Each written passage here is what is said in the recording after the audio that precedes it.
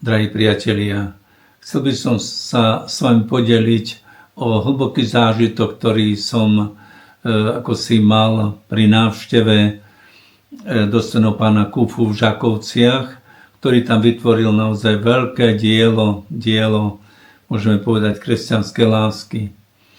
Tak mal som tam úžasný dojem, keď som tam prišiel. Bol som tam asi pred 20 rokmi. Mal som tam u neho aj svätú omšu, ale potom, ako si prešli roky a nemal som už tak, ako taký ten fyzický kontakt tam práve s tým miestom a to, kde on pôsobí a kde zhromaždil veľký počet ľudí a práve tých najnúznejších.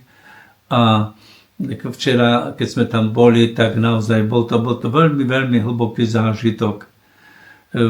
Keď sme tam prišli, nás veľmi srdečne privítal a potom nám ukázal areál a porozprával nám, ako to stavajú, ako to robia a kto tam všetko býva, ako to tam funguje. Bolo to veľmi zaujímavé a v tejto nahrávke, v tomto dokumente, videodokumente by ste máte možnosť aj vy sa troška tak na tom podieľať a chcel by som sa s vami podeliť zvlášť o dva také silné momenty, ktoré som tam zažil. Že tento dostojný pán Marián Kufa, on tam prijíma tých, ktorí už sú na pokraji života, ktorí už nemajú sa kam uchýliť, ktorých odvrhla možno rodina, možno zostali sami a on sa ich ujme. A tam prebudí v ich srdciach ten cit, že je niekto, ktorý ich má rád. Že je niekto, ktorý na nich myslí. A to je Boh. A keď čítame pozorne Evanjelia, tak na poslednom súde povie Pán Ježiš: poďte požehnaní mojho Otca, zaujmite kráľovstvo, ktoré vám pripravené od vekov, lebo som bol hladný, dali ste mi jesť, bol som smedný, dali ste sa mi napiť, bol som pocestný, prijali ste ma, pritúlili ste ma, bol som chorý a v žalári, navštívili ste ma. A ty sa budú pýtať: Pane, ale kedy sme to ťa videli? Nepamätáme si, ako to, kedy to bolo? A Pán Ježiš im povie: čokoľvek ste urobili jedným z týchto najmenších, mne ste urobili. A tak vlastne, tak včera som mal tak možnosť vnímať, tak priam plasticky, že čo to znamená slúžiť Kristovi alebo slúžiť Bohu v tých najmenších. A bolo to úžasne krásne. Potom také dva momenty ešte ďalšie, čo som mal, také konkrétne. Tam mu aj ľudia zomierajú a keď niekto zomrie na izbe, je to problém, že čo s tou mŕtvolou a museli byť do rána tam byť. A je to tak zariadené, že vlastne on pripravuje márnicu, že kde tú mŕtvolu uložia. Ale ja musím priznať, že som už dosť starý, ale som krajšej márnice nevidel, ako práve tam u neho. Že pripravuje sa, tam je ten umelec, ktorý nádherne tam maluje a pripravuje túto miestnosť, ktorá má byť márnicou.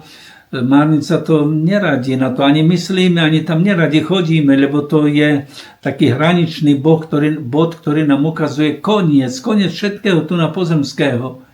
Ale tam práve je niečo tak silné a tak citeľne krásne, že to odporúčam vidieť, ale už máme tam aj zábery, tak ako to začína sa tvoriť to dielo. A robí tam umelec, ktorý tam tiež je súčasťou tohto domova. On mal problém s alkoholom a ani sa nehambil priznať, že mal problémy a tam je a pracuje, rozvíja svoj talent a môžem povedať, že ľudský je šťastný, pretože videli sme jeho pokoj a tak. A čo tam sme videli v tom stvárnení tejto akoby tej úmrtnej miestnosti. A tam sú tam také tri hlavné obrazy na stene a prvý Ježiš sa pýta, akoby z neba ponúka, otvára ruku a pri narodení dieťaťa sa pýta: ideme domov? A oslovuje to veľmi krásnymi farbami, takými pastelovými: ideme domov. A to znamená, naznačuje, že keď sa človek narodí, ide domov. Ale Pán Ježiš, tam je ďalší obraz, ako Pán Ježiš prevádza toho človeka, chytí ho za ruku a vedie ho. A na tom poslednom obraze, ktorý už tiež už je šťastie hotový, tak je tam napísané Vítaj doma. No naozaj pri tejto výzdobe, tejto márnice, no naozaj tam človek nemá ako si pocit úzkosti, ale skôr pocit radosti, že Pán Ježiš nás vedie, že nás privádza a keď odídeme a vydýchneme tu naposled, tak povie tam, že vítaj doma. Ani sa nečudujem, že tam naozaj veľa je takých, ktorí sú tam už akoby v tej predsení toho domova, pretože toto miesto, ako som videl, je to miestom modlitby a práce. Takto svätý Benedikt formoval a budoval starú kresťanskú Európu, ktorá sa stala kresťanskou a ktorej náplňou bola modlitba a práca. A tam je to tak viditeľné, tak citeľné, že tí chlapi tam pracujú, ale sú spokojní. A sú tam napríklad z Vietnamu, alebo tam je tam aj evanjelika, ktorý mal problémy veľké a sám sa aj vyjadriť do kamery. Ma to veľmi oslovilo. A ešte druhá taká veľká myšlienka, čo ma tak zaujala a čo som ako si aj nevnímal. To je, že keď nás prevádzal dostojný Pán po tomto areáli, tak tu máme akoby také stavenisko, dovážajú nám tu na všetok odpad zo rôznych stavieb. A ten odpad potom spracovávame a používame pri nových stavbách. A potom nás zaviedol do kaplnky, ale tú kaplnku vidíme až v druhej časti, aby to nebolo príliš dlhé. A ja keď som vošiel do tej kaplnky, tak som bol naozaj unesený. Tak nádherná výzdoba, tak nádherné dielo. A keď nám potom povedal, že tá kaplnka bola postavená navonok, to vyzerá ako budova z kameňa. A hovorí, tam nám doviezli z nejakých starých budov z maštály a doniesli nám tam kopu kameňa. Tak chlapi to očistili pekne, vyčistili teda v tejto aby tam nebola tá stará omietka, tak aby tie kamene vyzerali pekne. No a zvonka obkladali to kameňom, znútra stavali tehlou. A potom urobili výzdobu.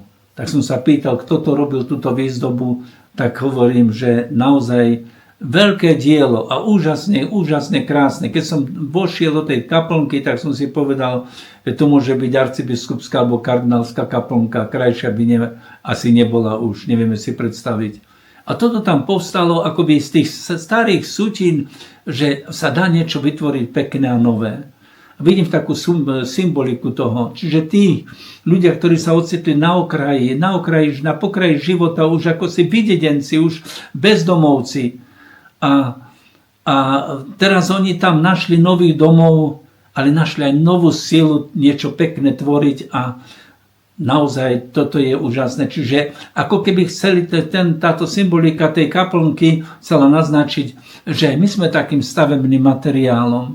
Že aj keď sme kdekoľvek, akokoľvek hlboko padli a tak, že Boh môže z nás očistiť tie kamene a vložiť do tej duchovnej stavby, ako to aj svätý Pavol apoštol hovorí, ktorej základom je sám Ježiš Kristus. Takže pozývam vás na túto prehliadku a pretože bolo by to dosť dlhé, takže je to približne tak na pol hodinu, tá prvá časť a bude aj tá druhá časť tak na pol hodiny a tam potom začneme prehliadkou tejto kaplnky. Takže prajem vám všetko dobré a chcem sa s vami podeliť tento pekný zážitok.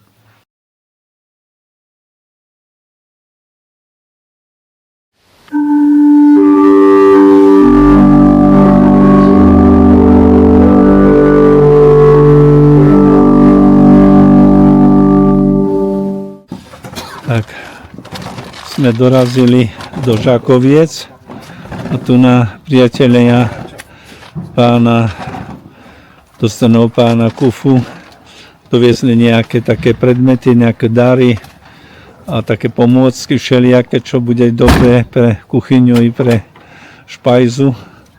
Tak no a teraz toto tu vidíme tento areál. Tam je kostolík zbudovaný tako priamo v tomto areáli. No a tuto ideme, tuto je veľká budova, takže toto tu už je akoby také nové centrum.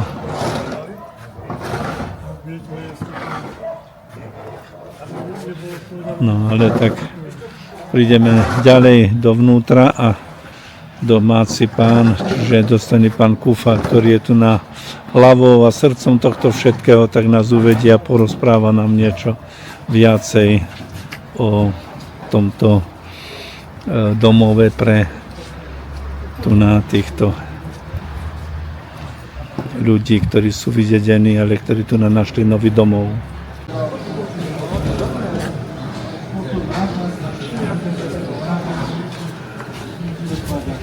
Tak tu doviezli mrazák a ladničku a také veci. No a tuto vidíme, že toto sa je čulý stavebný ruch, že tam sa ďalej buduje a stavia. Takže toto je naozaj skutočne obrovské veľké dielo, ktoré sa vybudovalo s pomocou jedného nadšenca, dostane pána Mária Kufu, ktorý naozaj je nástrojom Božej prozreteľnosti, aby títo ľudia nezostali na ulici.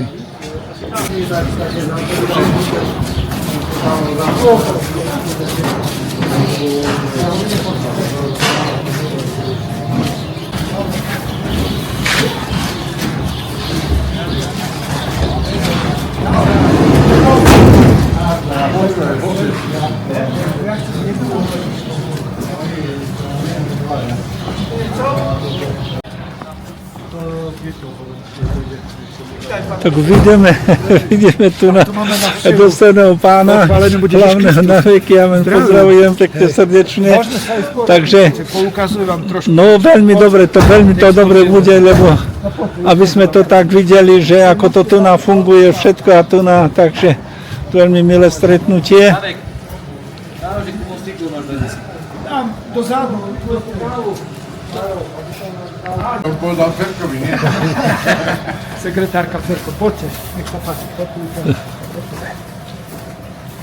Hovorím chlapcom, že by rýchlo pratali sneh, lebo sa roztopí. Budova je pre telesne postihnutých určená a to prišli kamaráti a hovoria, počúvaj, ty máš patinový plech? Hovorím, a kde? No tu. Aha, no tak to je starý komunistický, nastrihaný na štvorce, otočený naopak. To je patinový plech, hej. No a potom poďte, ideme ďalej, pozrite, dlažbu, hej, teraz keby ste videli, no nasnežené nevidno, hej, pozrite sa, Janko, od teba máme veľa dlažby, každý kúsok, každá dlažba inakšia, hej, ale čo majú spoločné, všetko zadarmo. Keď pozriete, škoda, že zasnežené, tam máte každé 2 metre iná dlažba, hej. No poďte, môžeme ukázať. To tak má už? Tak. To je také moderné.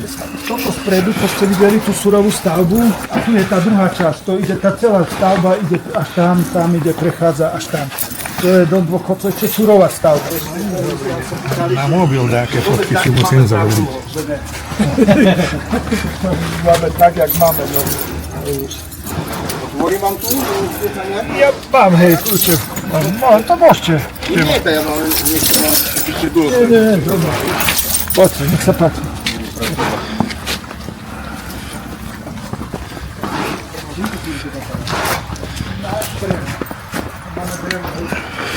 Prečo drevom? Chodíme do lesa a robíme také ťažké úseky, kde potrebujú že vyčistiť. No a nerobíme to za peniaze, ale za drevo. Čiže tým pádom chlapci majú jedno ráno 2 muchy. Že to pracovnou terapiou oni sa liečia a zároveň pomáhajú 2 veci naraz. No, tie domky, toto tu boli močiare, toto všetko boli močiare. Smiali sa z nás, keď sme tie močiare zasypávali, že či na močiaroch, na koloch chceme stavať. A Takže teraz tu bývajú naše rodiny, také, čo máme. To je pani Marta.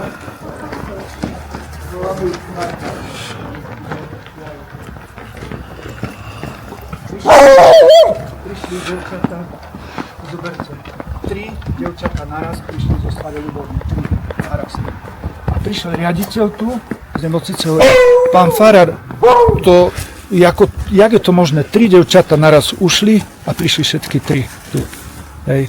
No tak, jak je to, vysvetlite to, tak som ukázal. Hej. No zmysel života, hej, vlastne žiť pre druhých. Čo ja ďakujem dneska Pánu Bohu, mám svoj vek, hej, už som starý, ale keď sa otočím dozadu, čo vidím je perfektné, Boh mi dal tú milosť a ten dar, že celý svoj život kňazský som mohol týmto pomáhať ľuďom. Týmto tu. To je paráda. Však to je paráda. Keď je to mystické telo cirkvi, kde Kristus je hlava, my sme údy, tak my sme mu mohli nohy umývať. Celý život toto. Týmto ľuďom, hej.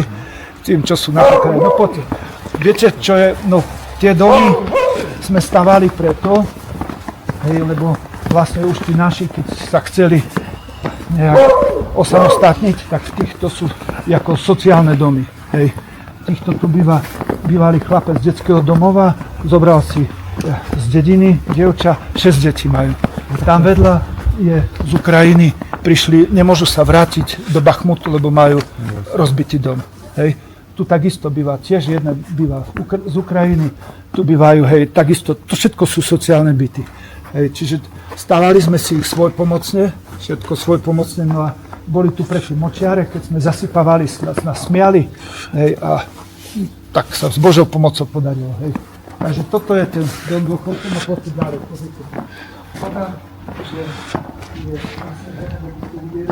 jak je dlážba, každá iná. Šporcové metre dlážby nám dajú a my to skladáme.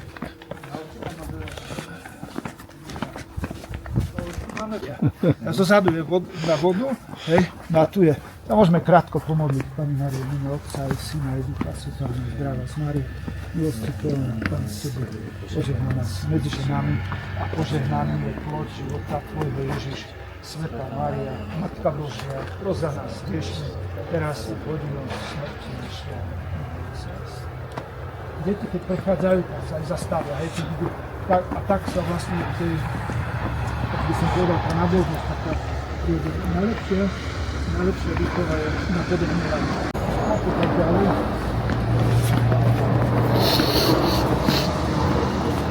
Máme 8 bytových jednotiek. Hej, to je dvojdom. Jedna rodina tu, jedna rodina tu, jedna rodina tu, jedna tam. To je dvojdom. Áno. Hej.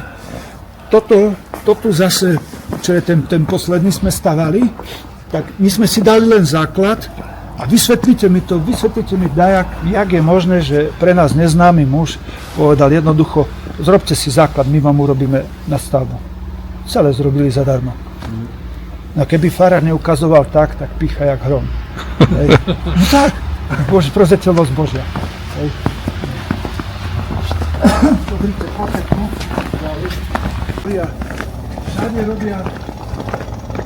Všade robia reklamu na sex a na alkohol. No tak my robíme reklamu Ježišovi. Ježiš žije, Boh ťa volá, za tým je, dôveruj mu. Hej, čiže vlastne hneď majú katechesku. Hej, a diaľky tam, cesty, keď idú, sa iba otačajú.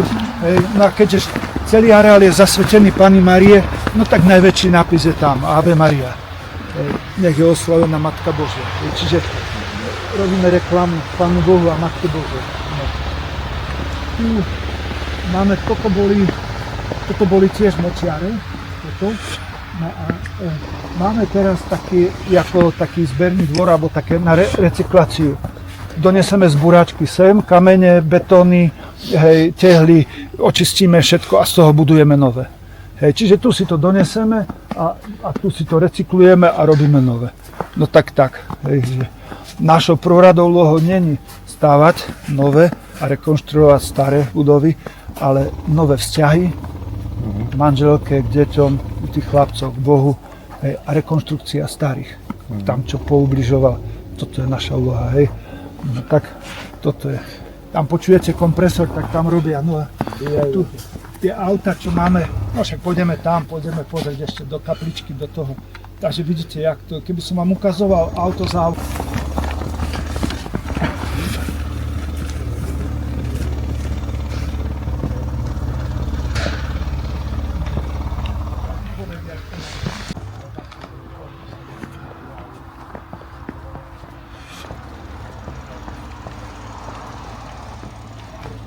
Tu jak iní bývajú.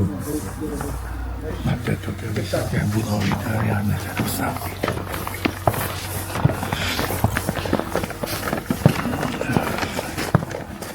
Z Vietnamu, chystá sa na krst.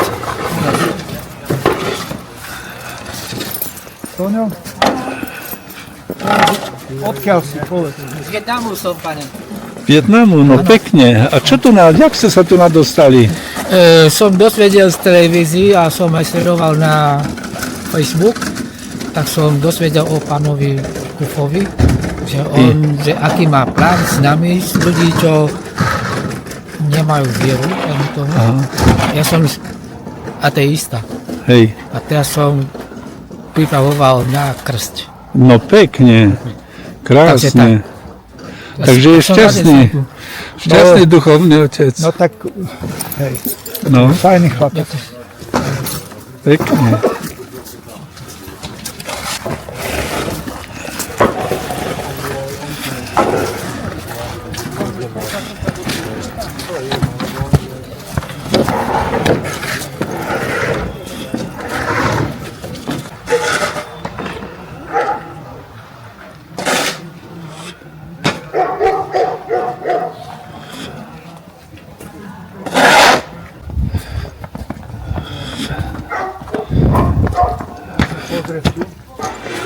Toto máme matky z detí.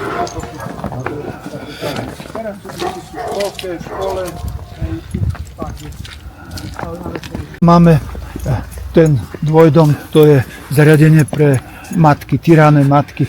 27 detí sme mali, teraz jedna odišla so 6 deťmi, odišla preč jedna so 4, tak máme už menej detí, ale to sa vždycky strieda. A že toto patrí k tomu, to je naše. Áno. To je vaše, to je no, naše. tak A tam máme tiež pastoračku.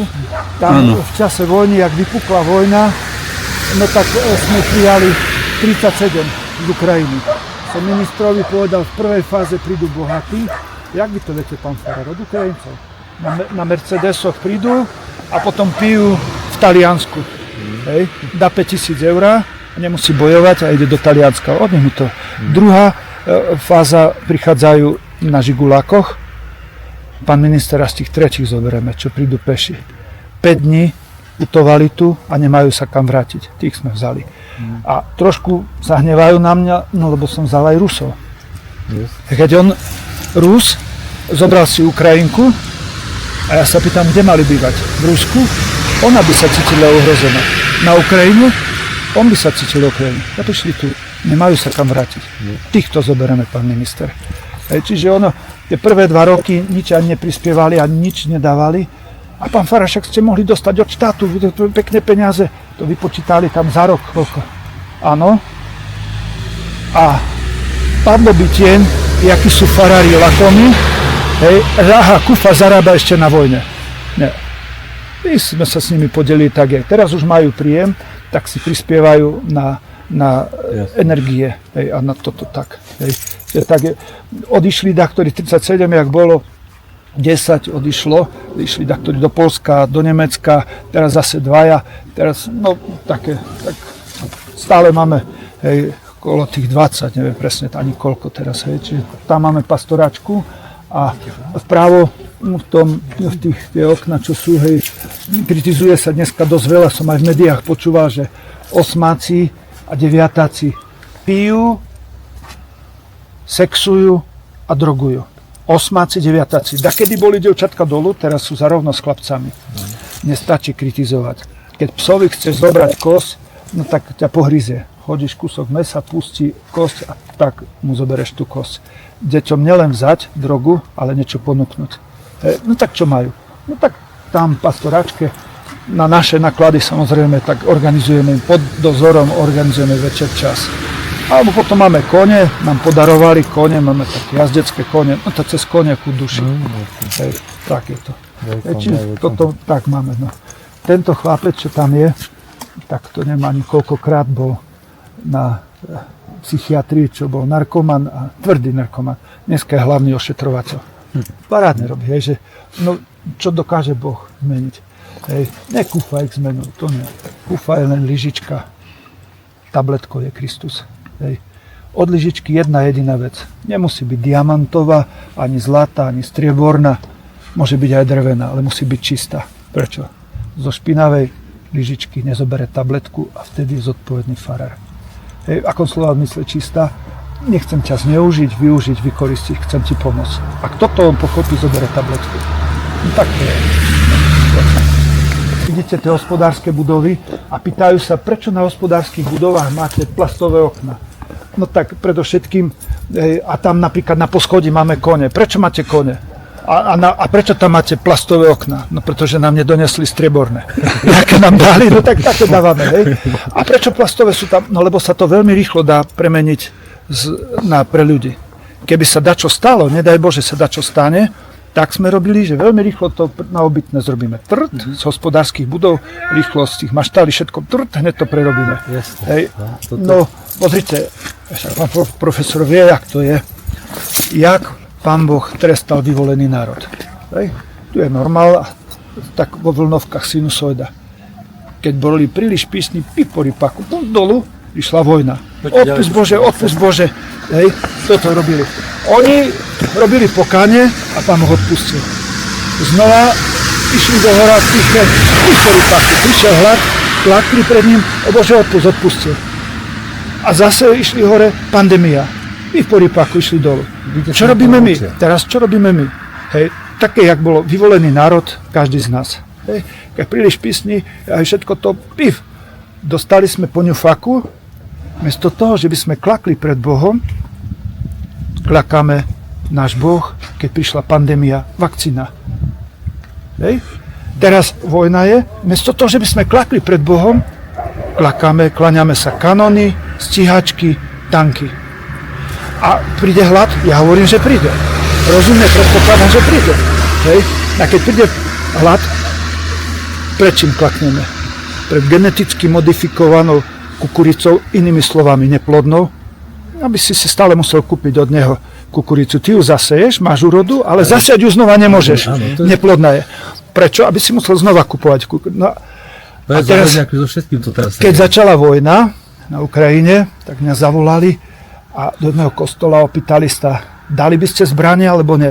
Ach, si myslím, dokiaľ zas ma chytajú do lapaka. Také dievčatko vpredu bolo v kostole, hovorím, čo myslíš, dal by Pán Ježiš zbranie na Ukrajinu alebo nedal? Nedal, jednička s hviezdičkou. Hej, no nedal. Hej, a potom ma zavolali, tak vyššie postavení, Marian, ty tak nemôžeš rozprávať. Prečo? Ty tak, vy ste učení teológovia, všetko, ja som len dedinský farár. Hej, ukážte mi, kde Ježiš rozdával zbrane. A ja vám ukážem vo všetkých 4 evanjeliách, kde bere zbrane. To mečom bojuje, mečom syne. A tak zobral Petrovi. Nech sa páči. No a k čomu smerujú tvoje príhovory? K spravodlivým mierovým rokovaniam. No a jak teraz tú vojnu, jak majú robiť? Jednoduché. Klaknúť. Klaknúť. A čo je klaknutie? Klaknutie to nie je gymnastický úkon. Klaknutie v srdci, to je čo? To je to, čo Ježiš povedal Samaritánke. Prichádza doba, už je tu, keď pravistitelia sa mi budú kláňať duchu a pravde. A to je čo? Vysvetlím. Ježišu, ne všetky tvoje prikázy rozumiem. Neviem všetko. Ale všetky prikázy, zakázy chcem splniť. A teraz klakám. To je ono. Toto, keď ľudstvo zrobí, vtedy bude po vojnách, po pandémiách, po hlade. To je ono. Klaknúť. To, čo sa vysmievajú z môjho brata, je politik. Hej. Není nejaký super politik, ani není super nejaký, by som povedal, že by bol nejaký diplomat. Ale môj brat povedal, zasvetiť celý národ Kristovi kráľovi. Čo to je? Klaknúť pred ním. A môj brat povedal pravdu. Keď klakneš pred kráľom, Kristom kráľom, znamená, všetky tvoje príkazy, zákazy chcem splniť. Toto zastaví pandémie, vojny, aj nepokoje. Srdcom pokoja, pokoj srdci. A Ježiš ho nielen praje, on ho dáva. A komu? Kto klakne. Boh nepotrebuje tvoje klaknutie. Ty ho potrebuješ. Klaknúť pred Bohom, aby si žil dôstojne, aby vôbec si žil, preto klaknúť. Každý príkaz, zákaz ti dáva Boh preto, aby ti chránil život, aby ti ho zdokonaloval. To je klaknutie pred Bohom a toto nám treba. To, čo sa môj brat snažil, prešiel po Slovensku, zosmešnili ho všade a vysmiali ho všade. Ja to po ňom opakujem. Áno, môj brat dal návrh. A správne. Klaknúť pred Kristom kráľom. To je riešenie. Hej. Nemôžeme zmeniť ani vládu, ani parlament, ale každý môže zmeniť seba. Klaknúť vo svojom srdci. Hej. No prosím. A najlepšia výchova, jak som už tam povedal, je napodobňovanie. Hej. Keď dieťa vidí, že to otec robí, že sa modlí mama, tedy aj on bude. Keď ty tlačíš syna a dceru, ale ty to sám nerobíš, no tak akurát vychováš, ja neviem, nejakého, neviem, jak ani to nazvať, hej, čo je, jak sa to volajú, keď sú naboženskí, čo sú to, keď sú mimo kus, jak sa to, fanatikov, alebo tak, no, takých, hej, no, poďte. No, a tu hovoríme v texte,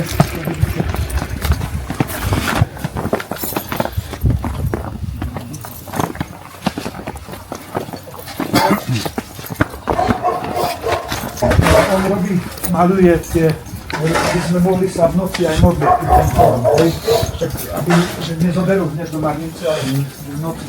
To nám trošku začúpa.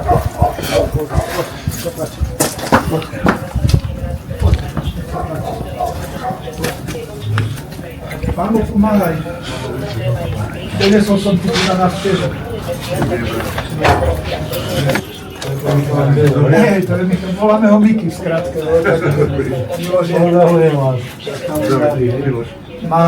Máme to tak, aby to malo nejakú hlavu petu, hej, tak prvé, čo urobí Pán Boh, keď sa narodíš, hneď sa ťa opýta, ideme domov? Hej, ideme domov. Ak mu povieš áno, tu ešte bude na stene Fiat, nech sa stane, jak chce Boh, a Boh chce ísť s tebou domov. Tu je už tak v hrubých rysoch dané, a už je napísané v hrubých, to ešte vymaluje, ideme domov. A poďte trošičku ďalej, vidíte to, decko tam. Ten, kto súhlasí, že ideme domov, Ježiš ho bere domov. No a keď už zomre, vítaj doma. Pekné, veľmi pekné. Tak myšlienka taká je, že celý náš život je iba o to, Ježiš čaká, že tu hore by sme na scénu chceli dať Fiat. Nech sa stane, ak chce Boh. Kým toto nepovieš, no tak hovorím, nevieš, kde je sever, nevieš, na čo si tu. Hej, no presne tak. Prvá otázka sa ťa opýta, čo je viera? Viera je odpoveď na Božie zjavenie, to svätý Ján hovorí. Hej. A ty neži, jak jazykom odpovieš, životom. Prečo sú bezdomovci bezdomovcami? Ja vám to poviem. To by ukazoval, toto chcem, tú flašku chcem, tú drogu chcem, tú ženu chcem, ten automat chcem, tú zlodejinu chcem. A čo robí faráž, ako sa podvihne mu ruku? Chcem to, čo chce Boh, to je ono. Teraz ideš s Ježišom domov. Teraz ideš domov. No to je celý skrátke. A tento pán, že tak je nádherne maľovať, tak to je nejaký, ja neviem, umelec, ktorý... Dá sa povedať, hej? Hej, a kde ste študovali maliarstvo? Na Šupke v Bratislave. Hej. A vy tu ste v tomto domove, tiež bývate, či? Áno? Hej? Mám problém s alkoholom, tak je to. A teraz z neho ide von, tak je to. No tak nádherné to. To dáva zmysel, naozaj veľmi pekné, také pôsoby, prvé čo. No krásne. Ale on toto robí Miloš. Čiže to bude ako márnica potom, či? Hej, že zomre nám takto v noci. Áno. A teraz celá izba nespala. Tak sme povedali, nie tak. Hej, kým sa o neho postará pohrebná služba, tak tu ho uložíme a môžeme sa pri ňom modliť.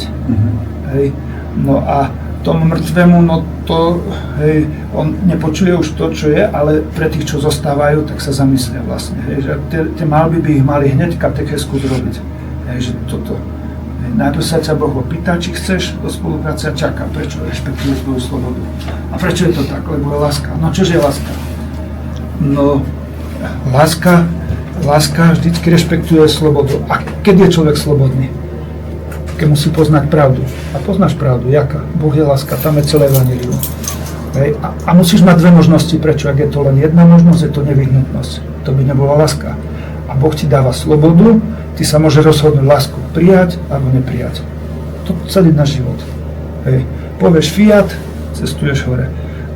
Boh nikdy nikoho nezatracuje. Ty sa zatracuješ sám, keď povieš to, čo povedal Lucifer, non serviam, nechcem slúžiť, cestuješ dolu. A Boh iba rešpektuje. Čiže aj peklo je dôkaz Božej lásky, ktorá rešpektuje slobodu. Nech sa páči. Hej, môžeme ísť. Boh nikoho nezatracuje, človek sa zatracuje sám. Iba Boh rešpektuje, čo si človek vyberá. Dostali, že prečo? To radšej ne. Áno. Nie. Nie, radšej nie. Dobre, ale že ste sa dali na takúto krásnu teda službu, úlohu, že tu, lebo to ten človek, ktorý príde, aha, tak nejde v inom svete, že to je tu na ten nápis, tam ideme domov. No kto by nešiel rád domov? A to s pánom Ježišom, že ho pán Ježiš volá, že ideme domov. Tu nakoniec potom bude ako to sprevádzanie a nakoniec tak vítaj doma. No tak to je úžasná myšlienka, som sa ešte smiestral. Hej, no tak to, ale že vy to zrealizujete, to tiež Boží dar, tak treba... To je taká spolupráca. Áno, no veľmi pekne, skutočne. No.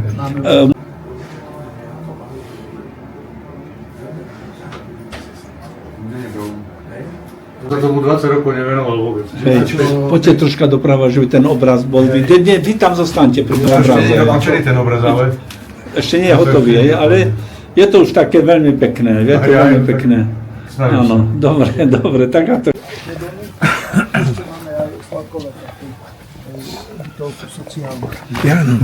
Máme tu kaplnku, napríklad toto, hej, že jak to vznikalo. No tak priniesli nám z Talianska panu Mariu. Za 3000 eur vraj stala, nám ju donesli zadarmo. Tak potom ju vymalovali, to chlapci, čo nám malovali tu zase kaplnku a hneď sme pristavili kaplnku ku tomu. Toto tu nám donesol chlapík od Žiliny, on zrobil ten kríž a potom kúpil to umúčenie a prišiel ho aj postaviť. Rýchlo sme dostavili tam dlažbu a dali sme ho tu a krátko na to on zomrel. Ten chlap zomrel, ale kríž nám tu nechal. Tu je